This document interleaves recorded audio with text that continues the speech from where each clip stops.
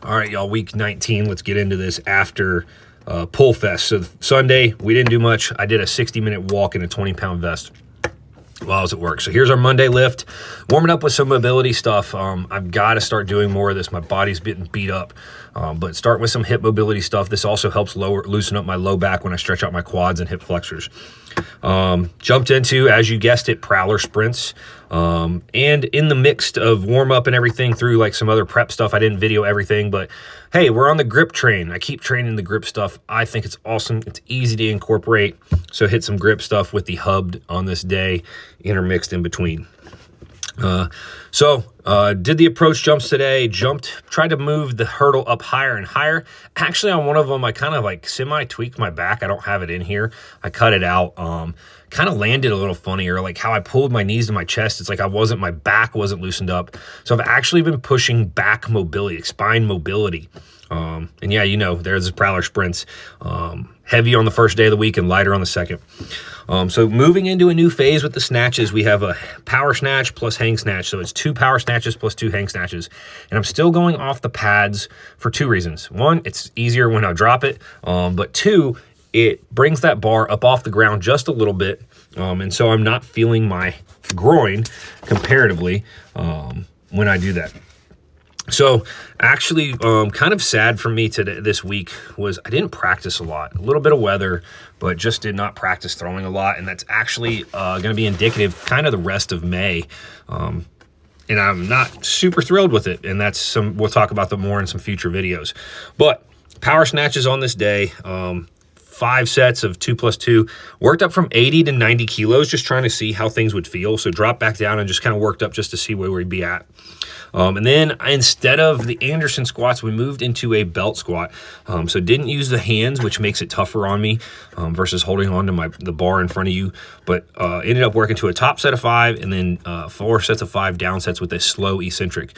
So the idea here is trying to go as low as I can that doesn't piss off the groin, finding a free squat variation where I'm not doing a box squat, and seeing if I can't not piss the groin off, and I'm trying different things in all ways, shapes, or forms. We moved into Nordics, which I've been hitting heavy, and GHD sit-ups, which I think I have both of those in here. So Nordics, I've cut the volume down substantially. And so you can see here, trying to also, I'm kind of in these squats here, pushing the knees forward, trying to load the quad since I do still have that quad weakness on my left side. That's what kind of the eccentric is controlling and trying to stay out of pain range and then pushing up as best we can. But the Nordics, I've switched over to low volume. So like 4 sets of 4 to 6. I think I started with 4x4 on the week 1. I think this week might have been 4x5 and cut the weight down, which is cutting the assistance down. So here I only have it's like 40 kilos on there as an assistant, so 88 pounds. So it's more and more of my own personal body weight, getting closer to doing body weight reps. The pull is insane on these. So it's I really like feeling that hamstring pull. I'm really feeling it more. Led to some cramps here and there. And I think this was the night that I cramped harder than I feel like I ever have in years. And some glute ham sit-ups. So been working these, taking them from my man, Nick Aston. He's a big proponent of this full extension. And I used to have a lot more problems with my low back with these, but I've got away. They've not bothered me as much. So had a lot of work this week as well. So my next day had weighted pull-ups and incline. Didn't show any of that, didn't film it, as well as some other upper body stuff. So this is another third day another day at a fire station. Decided on this day with like front squats program that I wanted to see what I could do if it could tolerate it. The back doesn't mind them, but seeing if my groin could tolerate the range of motion. And so I went no belt, full range of motion on these, and the no belt pulls the weight down. I could do more if I put my belt on. And I felt everything. I felt fine. The groin, I could feel a little bit, but it was kind of like trying to constrain myself. The Sumo RDL felt really good. So this is going to be one I'm going to need to put back in there. Work a good chunk of mobility after this stuff.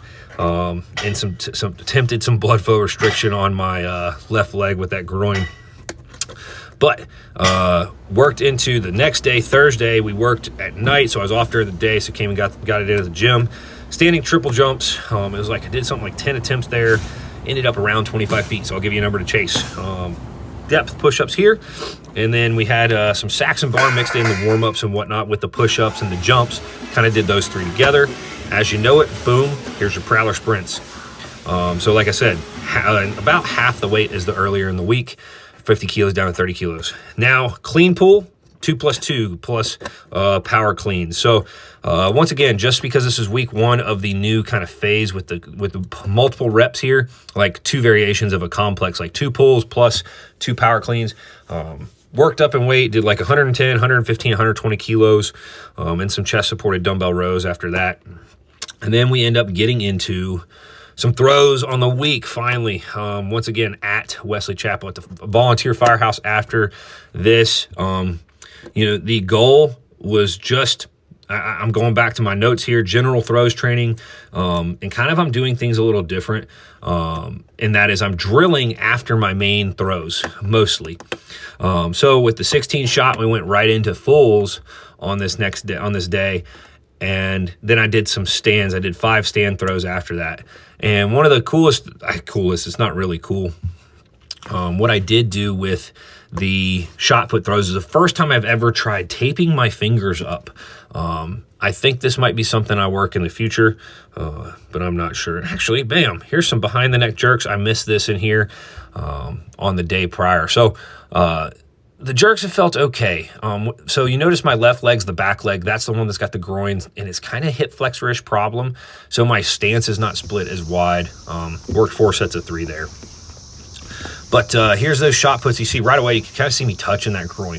This movement, more than any other, is what pisses my groin off, it seems like. I've figured out some different ways to warm up with it, but still the first throw or 2 kind of are irritating, and then it kind of goes away. It's very weird. So not the best day here throwing, and it's actually this day led to some cues that I worked on in the future. So you can see the taped knuckles. That's the first time I've ever done that, just trying to see how it would feel on my hand, on my wrist. Definitely a different feeling, so maybe try it out. I don't know if I like it or if I'm going to keep doing it. But one of the cues I walked away with on this day, of a lot of them released off to the right, if you see that. And a lot of times I do. That's kind of off to the right, even that throw right there. But I've now started working a cue of kind of, I call it rotate all the way through. So keep pushing on the shot put all the way through to the left a little bit. So in my head, I want to try to throw left of center. If I do that, I'm pushing and rotating on the ball longer, which therefore is hopefully more force and more distance as a result. So this day was not perfect, but I did take a really good cue for myself out of it. And where I want to talk about rotating is not just pushing on it longer to the left, but rotating on my feet. And when I try some non-reverse throws, rotating longer on my feet so that I'm keeping that separation, creating more tension in that throw to finish over to my left. And then we finished up after this. I normally throw my stand throws with a 25-pound med ball. I actually didn't have it. So I said, let's just chase some PRs with the 16-pound shot put here. And the 16 went all right with the stand throws coming up here in a minute. So, but yeah, we've got one more day coming up, and we've got hammers. I've got a really good day of hammer practice coming up after this. And it's funny, I actually did hammer winds the day before doing hammers. So that might be something I have to look into. But before we get into these hammers, before you watch the awesome hammer practice coming up, if you're not a subscriber, please pause, go click subscribe. Give this video a thumbs up, leave me comments. I'm getting more and more feedback. The viewership has grown, which is cool to me. And let's be real, this is nothing big. This channel is nothing big. There's like 1,300 subscribers, and each video is getting like 100 something views. So let's be real, this isn't thousands or millions of views. So the ones that are watching this stuff at least this long, 10-minute videos and whatnot, I figure that's a pretty good time length to cover kind of the whole week. That's why I speed things up and cut things down. Please subscribe, comment, do this, that, and the other, just to get this sport scene more so we can grow this sport and get more into it, grow more pro classes, bring in women's pros, all the above. That's what I'm trying to do with these videos, is grow the sport, giving out knowledge that's current, that I'm using, that maybe I've deducted from different things. So This hammer practice, we're going to end with just the 16-pound hammer. I threw 6 5 winds and 10 fulls, so a big practice compared to what I normally do, and I don't think I have all the videos. I remember counting these as I was making this video. But notes I wrote down: need faster speed on fulls if 5 winds are close distance. So I threw a 5 wind PR on this day from what I believe, and went great. 5 winds went phenomenal. So if you notice the 5 winds, you see acceleration in every wind. Each one gets faster and faster and faster. So I start slower. Deliberately, I start even slower. Through 113.5, and then my best full on the day was 114. That's where I say I need more speed on the full. So that's ways that you can look at different things between the types of throws that you do. I use the 5 winds to kind of warm the body up, since I've even mentioned about doing drills after my normal throws. But the 5 winds I feel like warm me up pretty well. Goals, what am I working on? I wrote down always speed, which is awesome to kind of jokingly write down. That's where I have to be good. I am not big, I am not strong, so I have to be fast and I have to be technical to try to be able to keep up. So, awesome hammer day for me from practice this year. I think is the best practice on the year I've had. So excited to keep building on that. Not practice PRs in like the full throws of 114 is not a practice PR at the light. And it's not 140 feet like some of my competitors are. But I'm going to try every day to try to get a little bit better. If I can add a foot a month, I might get there in 3 years. But it is what it is. Hope you guys get something out of these hammers. This was a awesome practice for me. Yes, sir. And I still watch these videos and say, go faster.